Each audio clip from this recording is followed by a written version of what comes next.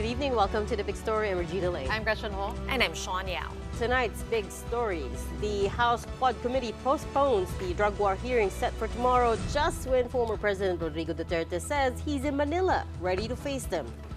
Former police colonel and House witness Regina Garma quietly flees to California but gets detained by U.S. authorities over a canceled visa. And in Australia, to drum up security cooperation, Defense Secretary Gibo Teodoro says Beijing is pressuring Manila to relinquish its claims in the South China Sea.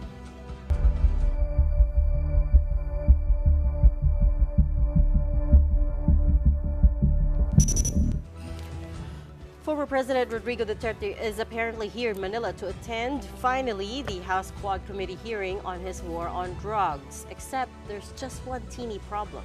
Well, there's no hearing tomorrow. The Quad Committee said they rescheduled the hearing to November 21 to allow the committee more time to prepare witnesses and resource persons. Now, this did not sit well with Duterte and his former legal counsel, Attorney Sal Panelo, who say that they are still going to the Batasang Pambansa tomorrow to confront the Quad. Marian Enriquez has tonight's big story. Wala pong naduduwag dito. That is how House Quadcom lead chair Ace Barbers rebuffed criticism that his panel got cold feet after former President Rodrigo Duterte announced he will finally attend their inquiry. Barbers insisted that even before Duterte confirmed, the panel had already decided to move its next hearing from November 13 to November 21st. He says they had been toying with this option for a week, but only finalized the postponement on Monday. And as soon as they did, all resource persons were immediately notified about the change in schedule. Last week pa ho, napapag-usapan namin yun dahil nga tuloy-tuloy yung aming vetting sa aming mga witnesses. So we decided na mukhang kukulangin tayo sa oras at sa araw para matapos natin yung interview namin dun sa mga gustong magtestigo. Then came Duterte's confirmation that he will attend the November 13 hearing without sending formal notice to the Quadcom. In fact, according to the lawmakers, they only found out about Duterte's decision to face them through social media. Quadcom Chair Dan Fernandez believes that's a ploy. Oo, sinadya yun. Ano nila, yung style, di ba? And to make it appear na tayo yung umaatras sa ganitong klase ng invitation.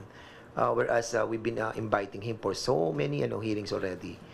It is true that Duterte has repeatedly declined the Quadcom's invitations, the most recent one being on November 7. The ex-president said he found it, quote, no longer necessary to attend the House probe since he has already said his piece in a 9-hour parallel drug war hearing conducted by the Senate on October 28. In an angry press conference, Digong also said he had no money to travel to Manila from Davao. Pain ko sila, sabihin mo, wala na akong pera eh. Ba't pamasahe ako doon? I am living on my retirement pay. Sila pa ang galit ngayon. But today, according to his former chief legal counsel and spokesperson Sal Panelo, Duterte went ahead and traveled to Manila. Sa kahapon pa nandito si Presidente Duterte kasi kung alam niyang hindi matutuloy, ba't naman siya pupunta rito? Ba't siya gagastos ng pamasahe rito, ng mga secure niya, staff niya, gagastos siya ng malaki, tapos yung standby pa rito na matagal. Even though the November 13 hearing is cancelled, Panelo says he and Duterte will still go to Batasang Pambansa at 10 a.m. to quote-unquote confront the Quadcom. Duterte will also apparently ask the congressman for a marathon hearing of 10 days. For News 5, I'm Marian Enriquez. We are One News. Now, one other thing that may complicate the House investigation into extrajudicial killings, its star witness Regina Garma apparently fled the country. It wasn't until the Justice Department announced this afternoon that the retired colonel and her daughter were detained by the U.S. Bureau of Immigration in San Francisco, California, that many realized that she was not under house custody anymore. Even Quadcom chair Ace Barbers was surprised. The mother and daughter duo were flagged by American authorities on November 7 and have been held since. Local police say it is not clear yet why Garma was apprehended to begin with, since technically she is free to travel abroad as no cases have been filed against her yet. Wala pa pong kaso po, wala pa pong na-file na kaso. Yung mga kaso po supposedly na i-file against her and others po, particularly yung their alleged connection doon po sa Bakayuga case. I understand this is a matter of days po ma-file. So there is no prohibition for her to travel outside of the country po. The Department of Interior wants to clarify that Garma was not arrested but detained over a canceled visa. She is also not under a whole departure order. Arrangements are now being made for her to be deported, and once she arrives back on Philippine soil, she is expected to be detained at the Senate. Wala siyang hold departure order. She's not been charged with a crime, kaya pwede siyang lumabas ng bansa. Kasama niya ang kanyang anak na babae. In the course of the hearings ng Senate, her visa was canceled. So, nagbaka sakali yata siya na pumunta ron. Ang USINS ang nag-flag sa kanya, detained sila, and they are in the process of being sent home here, back here to the Philippines. Over in Congress, the young guns are ready to fire as well. They held a press conference today in which they were asked to comment on Vice President Sara Duterte, saying the hearings are politically motivated. This is not about politics. This is about accountability and transparency. Kung wala naman po talagang wrongdoings, bakit po hindi po sila dumating at bakit hindi na lang po nila sagutin ang issue? Dahil ang nakikita po namin dito, ang pinapupunta po nila yung mga career officials na sa tingin po namin, hindi naman po sila talagang concerned. Yesterday, the Good Government Committee, chaired by Congressman Joel Chua, cited in contempt and ordered the detention of 4 OVP officials for their refusal to participate in the hearings.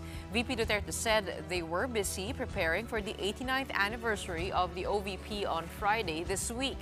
The officers in question are supposedly the ones who know the most about how the confidential funds were spent. Congressman Dan Fernandez says VP Sara's shielding of her close aides is a leaf right out of her father's book. No, I think the father and daughter have the same kind of personality, shielding their own people. Why? Si VP Sara, nakita natin how she protected yung mga tao niya by not letting them to attend the hearing. Dito naman si former president, sinasabi niya, me alone, it's all me, ang responsible dun sa war on drugs. I think yung pronouncement ng presidente that siya po ang sasagot sa lahat ng problem ng mga lower ranks sa ating pong kapulisan, para atang hindi po nangyayari. And this is the same trait and behavior that are not now being manifested on her daughter. So nakikita po natin yung pattern. Kung may Davao model sa EJK, may Davao model din sa paggastos ng confidential fund. Nakikita natin yung pattern ng mag-ama, nakikita natin yung pattern na kanilang ginagawa patungkol sa extrajudicial killing at saka kung paano nila iginagastos yung confidential fund. Tandaan natin na ang Davao may pinakamalaking confidential fund yan sa lahat ng city sa buong bansa. So kung paano nila ginastos yung confidential fund ng DepEd at saka ng Office of the Vice President, binabase din nila sa Davao model. Let's try to get some answers now. We have with us, I believe on the line, Manila's 6th District Representative Penny Abante, who's also the co-chair of the House Quad Committee. Congressman Abante, are you there? Oh, yes, ladies. Good evening. Good evening, Congressman. First things first, I heard you were caught up in a closed-door meeting just this evening. I wonder if you could tell us more about what this meeting was all about. Did it have anything to do with former President Duterte's threat to go to Congress tomorrow? Yeah, I'm sorry I cannot give the details, but we're just talking about what we're going to do when we have the hearing on the 21st. So nothing to do with tomorrow? No, we might have just a meeting tomorrow at the People's Center. I do not know where. Pero siguro mag-gather lang kami with the other congressmen who are members of the committee. So it's clear, Congressman Abante, that there will be no hearing tomorrow, but will everyone be around in Batasang, Pambansa? Well, no, there's no hearing tomorrow. There's no hearing tomorrow, but we might call on the other congressmen who are members of the committees to attend for us to be able to discuss things. Kasi, it needs quite a bit of preparation. So, when we call for the hearing. Kong Benny, what's the plan if for example, the former president does make good on his promise and they just show up there in the Batasan? Gulatan na lang ba, or is there a plan? Well, he's very much welcome if he would like to do that.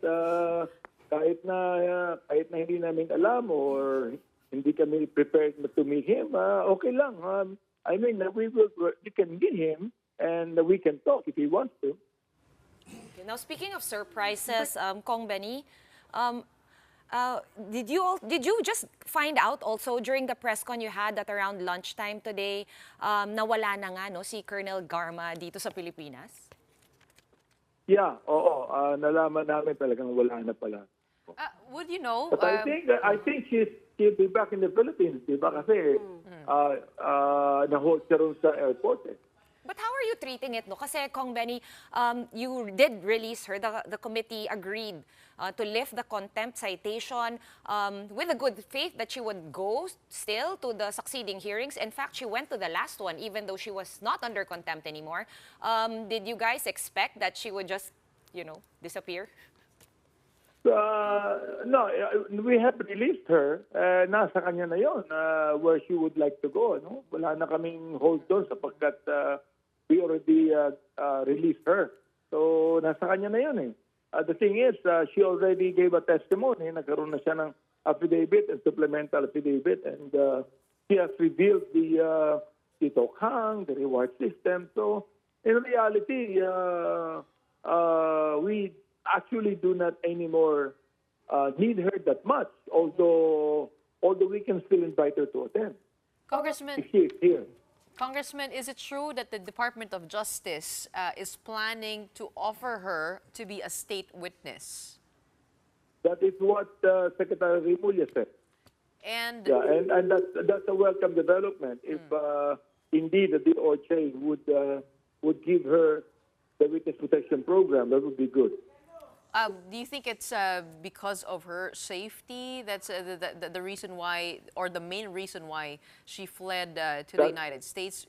Because it does sort of put a color or some doubt into her affidavit. That would be the main reason. And that's why kami din naman, iniisip namin if she gets released, how can she be protected? No? So, at least I can say, I'm glad that the DOJ has offered her to be a state witness, so she can be well protected. We did hear that she was in Japan. No, I think what Gretchen was talking about, Kong Benny, was in a previous hearing. This was like maybe a month and a half ago. She did say that her U.S. visa was canceled because she was going to California. But on her stopover in Japan, they did not allow her to board the Japan to the U.S. flight, the second leg, because of the canceled visa. Are you guys still gonna bother trying to find out like how she was able to go to the United States when previously she already said in the hearing that her visa had issues? Or papaubayan nyo na lang dun sa relevant agencies? Ako nga, I was surprised nga that she even went to San Francisco when she testified that her visa was canceled in Japan. So I really do not know kung ano talaga yung totoo doon. No? Kasi hindi naman siya siguro pupunta ng San Francisco if indeed her visa was actually canceled in Japan. Central, I think, to also this hearing is the testimony of Edilberto Leonardo, who is at the center of that reward system. Prior to him saying or pinabulaanan niya itong testimony ni Regina Garma, did he express any intention to say otherwise, say other things in his affidavit? Or is that a case closed with Edilberto Leonardo, or meron pa kayong pinaplano in that direction? Because I know that you postponed the hearing to November 21 because you're also gathering more witnesses and resource persons. Na-release na rin siya eh. So actually, we do not know where he is now. No? But he already made a statement attesting to the testimony of Garma. So actually, hindi na namin alam kung nasan siya ngayon. All the things that happened today, Kong Benny, have led us to understand that there's quite a lot of planning that goes on before you actually hold the hearing. Because you canceled the hearing tomorrow and rescheduled it for a little bit more than a week away. Can we expect anything different in terms of how you conduct the hearing? Magiging mas concise? Or aabutin na naman tayo ng, gagabihin ba na naman tayo ulit? Oo. Hindi ko alam, pero siguro aabutin na naman siguro ng ating gabihan because there's just a lot of witnesses who are coming to us, no? And they would like to be invited. In fact, we're inviting the others na talagang gusto na magsalita to indicate their yung gusto nilang maging witness namin. Congressman, shouldn't we take a page from what happened to Police Colonel Regina Garma and find a way to better protect these witnesses and resource persons para lakasan ng loob sila na magsalita dahil kung pakiramdam ni Regina Garma na hindi siya safe, baka yung iba rin ay magiging ganun. Hindi ba natin pwedeng magawa ng paraan na magkaroon ng somehow somewhat of a protection for the resource persons that you put on the hot seat? Because we do know this is high level and very, very sensitive information that they're giving out in your hearings. Palagay ko, the DOJ, the Immigration Bureau is also under them. No? Hindi naman siguro yan magpabaya. That when Colonel Garma comes back to the Philippines, hindi naman napabayaan siguro yan.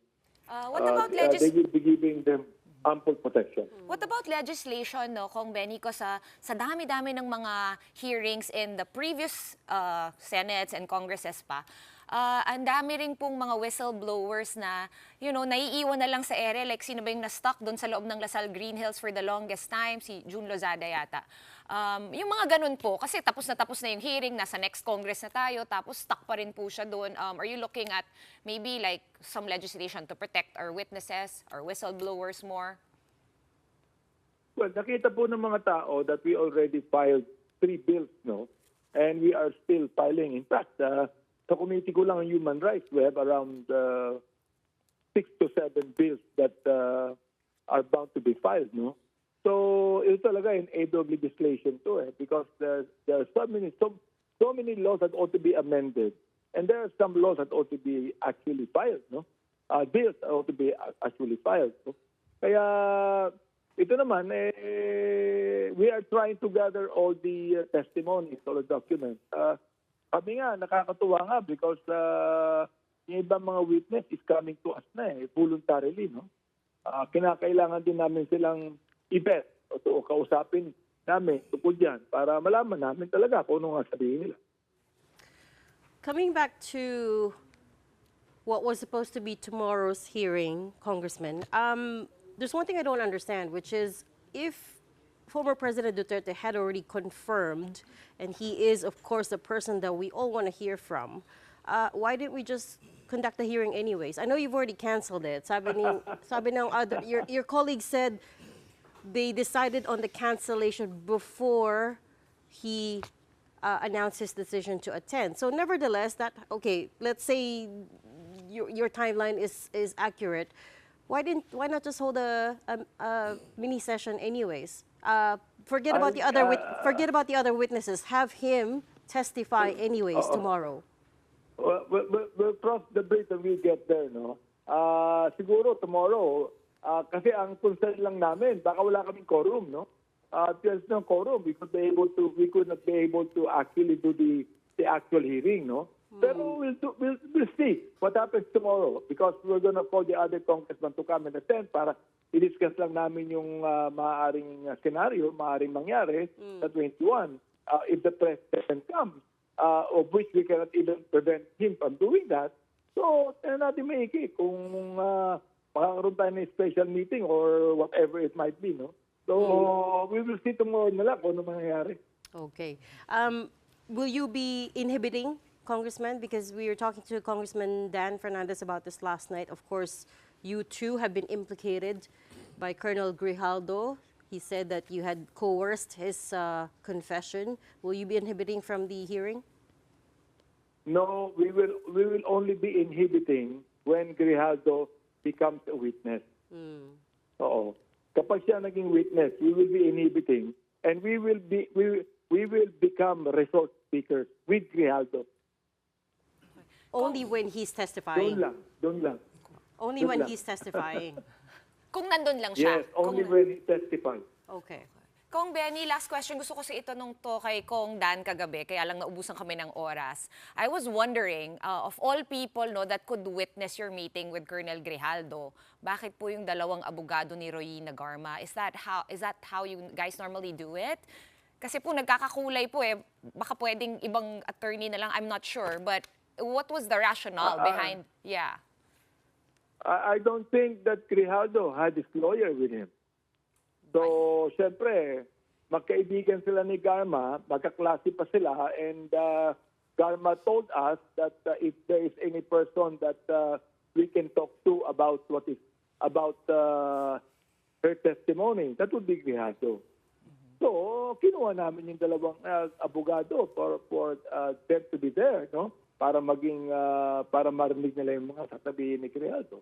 So pag nagwa-vet kayo ng iba pang witness, Kong Benny, sino po yung nag-witness usually? Yung abogado nung witness that you're vetting, or is it a third party, impartial, I don't know, attorney? No, actually, usually the attorney is just there to listen. Not to actually coach the witness. He's there to listen, no? Kung maayos yung pagsagot o pag-bet, no? Or if we need some advice, we could be able to ask it. Pero sa betting namin, tinatanong namin kung ano nga sabihin nila eh. Wala naman kami ibang intention doon. Kong Benny, hahabol ko lang kasi nag-file kayo ng parang bill ba yun on seizing the Pogo lands from foreign owners. Did I get that correct? And in what circumstances, paano kung local po ang may-ari nitong lupa? Is that exempted from that bill that you filed? Dalawa yan eh. Unang-una, when the properties have been illegally acquired. For example, like corporation yan, no? Nakita namin na puro foreigners pala ang members ng corporation. It should be about 60-40, di ba? Oh. Ayun, mali yung pagkakaroon ng korporasyon. So, illegally acquired yan. Pangalawa, even if it is legally acquired, but it's used for illegal operation, that can be subject to, tawag doon, confiscation ng gobyerno. But this is just for foreign owners, not for local, possible local partners. No, not... actually, perhaps siguro may mga amendment pa yan. For example, like maganda yung binanggit ninyo, if it's local partners and then it's used for illegal operation, anong gagawin dyan? No? So, i-amend pa namin yung iba dyan. Paano po yung sa Pogo ban, yung bill on the Pogo ban? Because we're hearing that it does not include the CEZA, the economic zones, because we're seeing some gray areas there over whether those will need PAGCOR licenses. Ako, sa akin, no, totally that ought to be done. Given a license by the economic zones or PAGCOR or whoever it might be, total ban talaga ang Pogo sa akin. In fact, the President already announced that. Yeah. On a last note, coming back to former President Duterte, he says he wants a 10-day marathon hearing para matapos na. Would you be up for that? Nako, hindi mahirap sa amin yan. In fact, alam niyo naman na nagkakaroon ko ng hearing from 10 o'clock to 2 o'clock in the morning. Di ba? Kahit na meron na itong konting edad. We can still do that. If the President wants it, if the former President wants it, why not? Sana hindi naman to optics lang na ginagawa niya, no? Sana totoo yan. Baka mamaya sabihin niya, joke only na naman yan. So you would be up for it if he really challenged you to it. We're gonna keep an eye on that, but leave that for now. Thank you so much for your time, House Quad Committee Co-Chair Congressman Benny Abante. Right up next, Defense Secretary Gibo Chidoro says China is stepping up pressure on the Philippines to cede its maritime claims, while Beijing hits right back and warns of consequences. We'll be speaking with Senator Francis Tolentino about this next. Stay with us.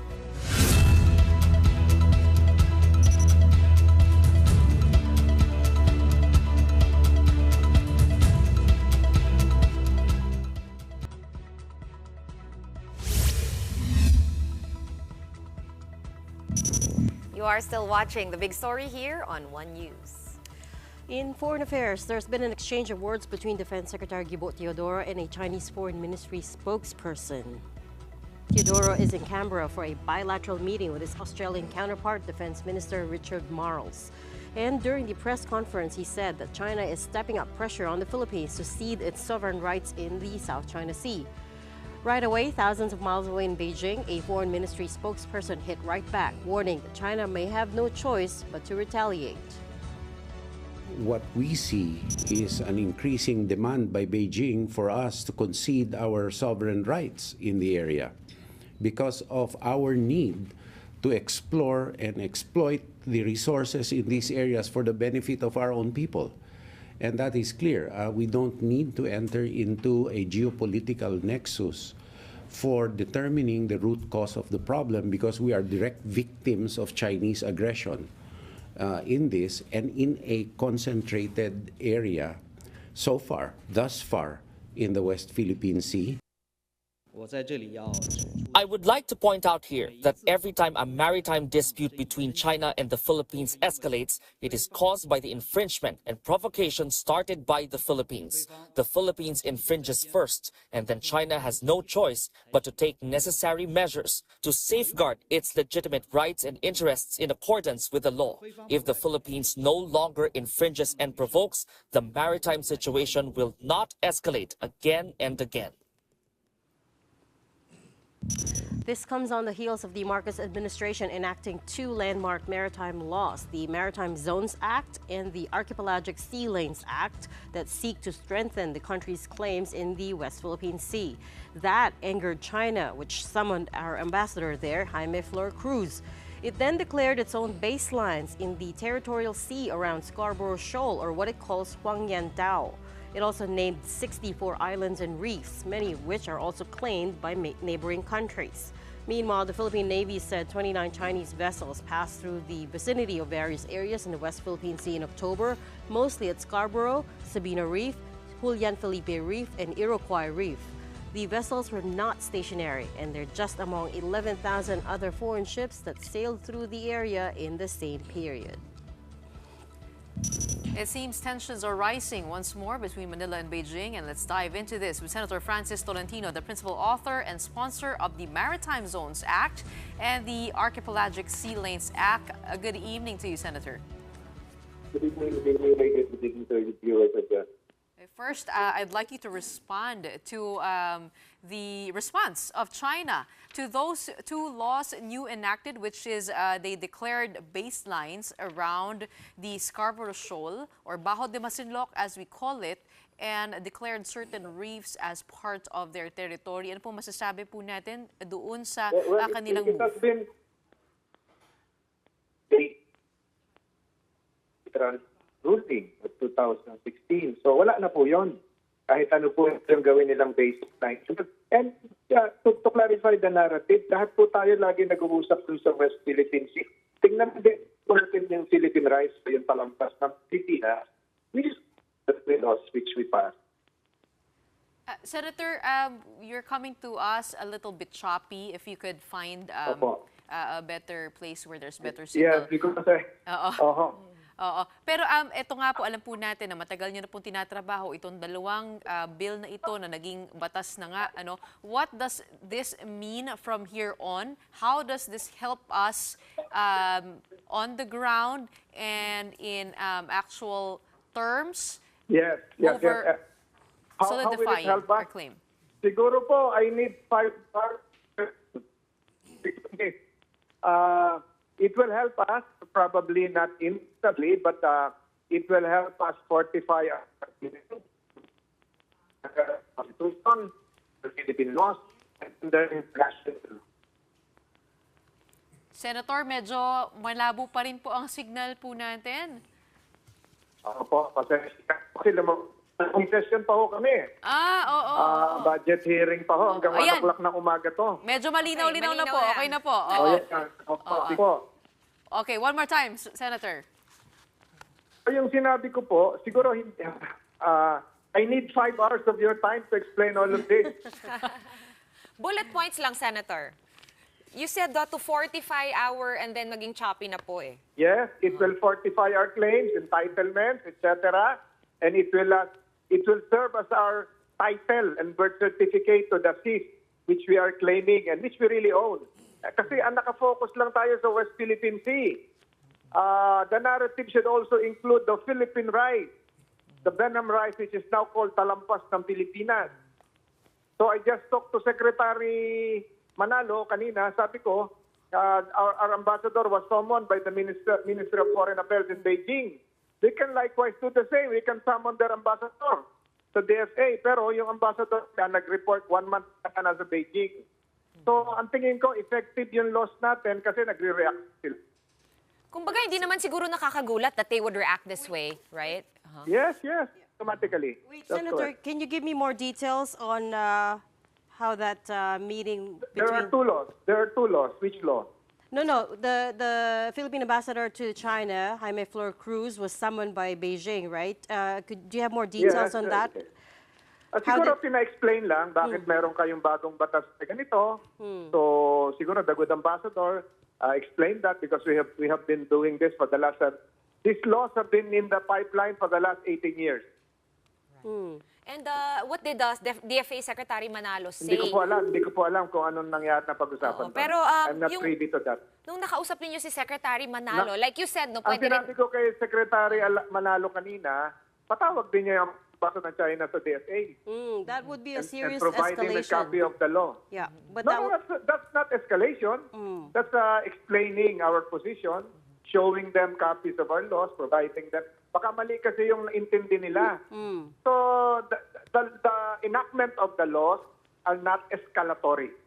It is a fulfillment of our commitment to enact laws pursuant to UNCLOS.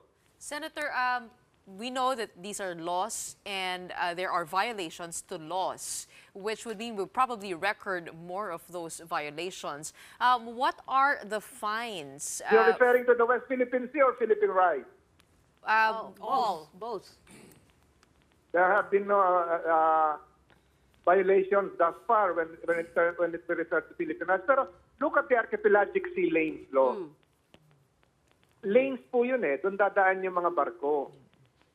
So, hindi po pwedeng kahit saan dumaan yung barko. Pag dumaan yung barko doon, it will be recognized by the International Maritime Organization. I just told you na it will take me 5 months or 5 hours to explain this. But actually, nakausap po namin the other night, no, si retired Vice Admiral Alex Lopez of the National Maritime Council to try to explain to us ano ba ibig sabihin nito. Yeah. He did say, though, na kailangan pa maaprubahan at pagdebatehan sa IMO, International Maritime Organization. Hindi naman. We're talking of 2 laws. Yes. The first law, yung Maritime Zones Law, ino-notify lang natin ng United Nations after 15 days. The second law will have to be approved by the International Maritime Organization and the International Civil Aeronautics Organization based in Montreal. The first one is based in London. Kasi po, mag-i-issue ng mga notice sa mga barko. Ang IMO po ang parang LTFRB ng mga barko sa buong mundo. Mag-i-issue ng notice, dito lang kayo dumaan pag nasa Pilipinas kayo. At pag nag-violate kayo, there are consequences. Okay, so for that one, no, syempre aakyat pa yun sa IMMO. Pero dun sa isang law, kailan po natin ma-expect yung IRR? Usually 15 days, 30 days? Hindi na kailangan masyado ng IRR niyan. Self-executing yan. Senator, kasi we're implementing UNCLOS and the arbitral ruling.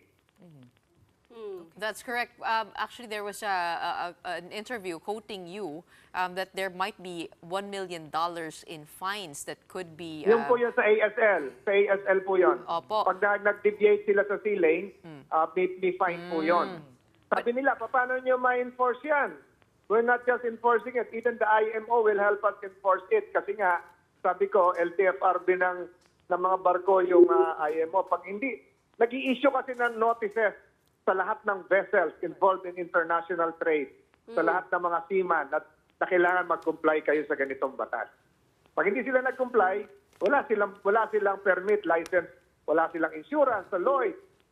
Mahaba po yan. So, there would be consequences. Does it worry you that China called this a serious infringement of their rights? No. And does it matter that they will likely Doesn't worry me. And does it matter that they will likely never recognize these two laws? The mere fact that they're reacting that way is a form of recognition. Senator, what can we expect from the new NAMRIA map? Will we be seeing there... The new NAMRIA map will now include the total sea area which the Philippines can have exclusive and sovereign rights, including the continental shelf. So ma-identify po natin anong po yung rocks, Correct. islands? Yes. Ma-identify din natin yung sources ng energy natin na ipamamana natin sa mga next generation. Kasama po ba doon ang Sabah? Hindi po. Kasi ang atin po ay baseline.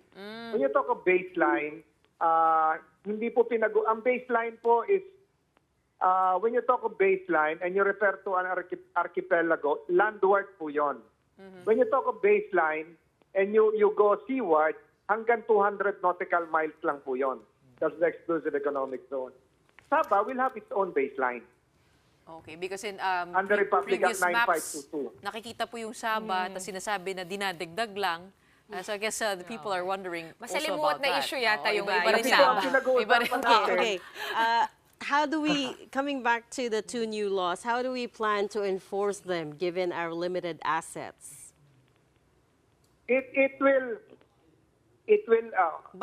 I mean naval liwanagin assets. ko. Doon muna tayo sa sea lane. There are two laws. Sea lane. I agree, limited lang po yung assets natin, resources. Dahil limited lang yon, si Navy at si Coast Guard, doon na lang po magbabantay, magpapatrol ng mabuti doon sa 3 sea lanes. Hindi po gaya ngayon, kahit saan lang tayo nagpapatrol kasi hindi natin alam kung saan mag-i-enforce sa laki ng dagat natin. There was one incident before sa Tawi-Tawi na merong naglo-loiter na Chinese vessel. Ang sabi po nila, nung in-approach sila, wala nga kayong archipelagic sea lanes law. Paano nyo to enforce? Question lang, no? Sorry, So it will provide clarity. Yeah. Sorry. I hope I can be given a chance to explain this lengthily. Yeah, sorry. You didn't complete your answer. So that's for the sea lanes. What about the Maritime Zones Act? How do we plan to enforce What about the maritime? Yung enforcement. We can enforce it by enforcement would mean that we have jurisdiction. Enforcement would mean we can extract resources and conduct research in accordance with international law. Enforcement would mean allowing us to freely engage in multilateral exercises with whomsoever country we want. Okay. Kahit saan tayo magkaroon ng multilateral exercises. I hope I can teach this in the law school one of these days.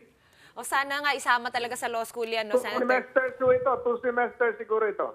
Do you think, it just crossed my mind, do you think this new ASL law, no, your archipelagic sea lanes, will help prevent yung mga tumatakas sa mga backdoor? Or papatawan din ba ang sariling Pilipino na tumatry tumakas? Kasi syempre hindi sila dadaan doon sa sea lanes, makakatakas sila. Yes. So papatawan correct. din Oo. Everything that you said is correct. Okay. Kasi nung nangyari kay Alice Go. Hindi ba mas madali na dadaan ka sa I labas totally ng agree. sea lane? Sana pwede rin sa busway. So you can charge her with violation of the Sea Lanes Act? Oo, 1 million yung fee.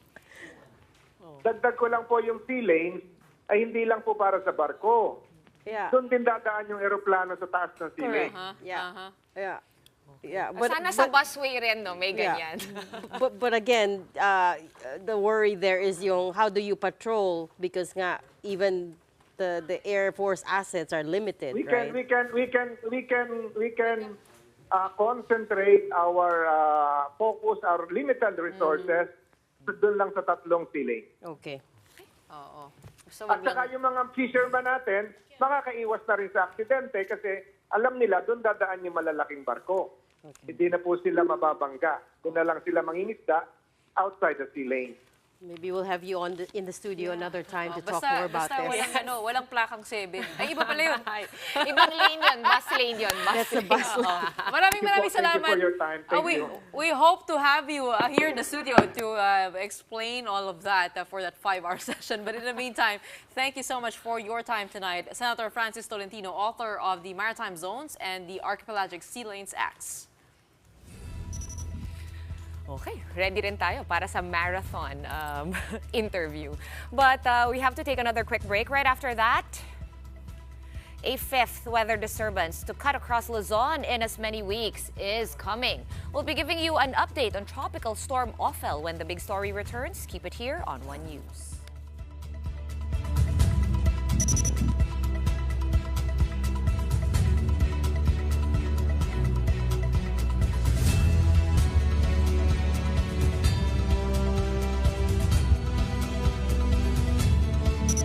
Welcome back to watching the story here on One News. Okay, we were laughing about something during the break, but this one is not something to laugh about. On to the weather now. Tropical Cyclone Nika is making its way out of the Philippine area of responsibility. In fact, it's already outside, but there is a new storm, the 5th straight one, to threaten Luzon in as many weeks, and it's coming. Tropical Storm Ofel, with the international name Usagi, is forecast to make landfall in northern or central Luzon by Thursday, November 14. Heavy to intense rains, however, are expected as early as tomorrow evening from the storm's trough or extension in the eastern section of Isabela and Cagayan. Pag-asa also forecasts the storm to reach typhoon category before making landfall. The center of Tropical Storm Ofel is estimated at some 780 km east of Virac in Catanduanes, moving west-northwestward. It is packing maximum winds of 95 km/h near the center with gustiness of up to 115 kilometers per hour. In other news, tons of speed, adrenaline, and heart-stopping moments as Toyota Motor Philippines wraps up the Toyota Gazoo Racing Philippine Cup. The finale race weekend, or race weekend number 3, was held November 9 at the Clark International Speedway in Mabalacat, Pampanga. Car race fans all agree that this was by far the most exciting, as it was the deciding factor in determining the season's winners of the annual car racing event. Race Weekend 3 kicked off with both sprint and endurance races for the novice, promotional, sporting, and super sporting class. This season's winners were determined on who got the highest number of points at the end of the 3 race weekends. At the end of this year's season, sim racer Russell Reyes bagged first place in the novice class. At second and third were Jamil Lacuna and John Ray San Diego. This is Russell's first Toyota Gazoo Racing Philippine Cup and his first time to join the competition. I'm just glad I managed to pull it off and win the championship. I will never forget it ever in my whole life because it's my first time. I am very happy and this is super amazing for me. Meanwhile, Bong Garbes bagged the season's overall championship in the promotional class, while Julia de Los Angeles and Rex Abrenilla are at second and third. Alan Alzona bested his opponents in the sporting class, with Denzel Waitan at second and Jaron Besina coming in at third. And finally, in the super sporting class, Inigo Anton is the season's overall winner, with Russell Cabrera coming in at second and Red Diwa at third place. Aside from the thrilling races, fans were also treated to a drifting exhibition by Dane Cruz and Hans Jimenez using the Toyota GR86. Andy T, the Assistant Vice President for Marketing of Toyota Motor Philippines, encourages fans to watch out for more as they begin to plan the events for next year's edition of the Toyota Gazoo Racing Philippines. We have introduced an endurance race, which makes things a little bit more interesting. But in addition to that, we also have our display of GR performance cars. We plan to up the ante a little bit, make it even more thrilling. 2025 will bring a load of new opportunities, so please stay tuned on our social media to find more updates. Buti nilang ito yung yung nabalita rin over the weekend, si Troy Montero. Yung nangyari sa sasakyan niya. Troy Montero? Na aksidente. Nag-crash. Pero naman, it's very safe. Wala naman siyang galos o Injuries. kahit kasi protected yan Like may sa loob ng yung kotse may katawan A-frame. yan, May A-frame. And then you're wearing also fireproof suit. So sabi ko nga ulit kasi nangyari na sa kanya 2 years ago. But it looks exciting. It looks fun. It's fun, but the Enduro is a new one. They've been doing that. But for Toyota, if they're gonna add that category, that adds another level of excitement. Kailangan kasi medyo maraming years na rin itong Pero nakakatuwa kasi parang nag-podium si Julia De Los Reyes. May babae. Mahirap mag-podium kasi dyan. So guys. But there's more female drivers now. That's Case in point, Bianca, right? Bustamante. Pero yun? That's F1. Oh, So yeah, it's I know, but different. still female race Parang drivers. petics lang pala That's sa kanya. pretty cool. Kaya nakakatuwa to see. Okay. Kailangan natin mag-stop kasi kumakaway na sila. OT na tayo, but don't worry. More sports is coming up next. But that's it from the big story tonight. Sometimes kami OT. Sometimes kayo We are on under time, time. di ba? We are on news all sides all the time. Thanks for tuning in. Have a good night. We are on time.